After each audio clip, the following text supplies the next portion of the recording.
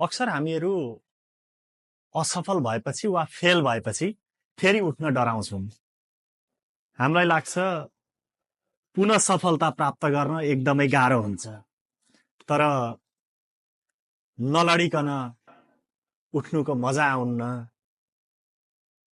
पासको महत्त्व जब फेल हुन्छ त्यो पछि धेरै हुन्छ। तसर्थ सिक्नुहोस्, अगाडि बढ्नुहोस्, आफूमाथि आत्मविश्वास साथ पुनश्च नयाँ सुरुवात गर्ने जमर्को गर्नुहोस्। सफलता अवश्य प्राप्त गर्नुहुनेछ। कहिलेकाहीँ सोचे जस्तो हुन्न। जीवनमा विभिन्न किसिमका अप्ठ्याराहरू आउन सक्छन्, तर ती अप्ठ्यारा आए भन्दैमा त्यो अन्त्य होइन।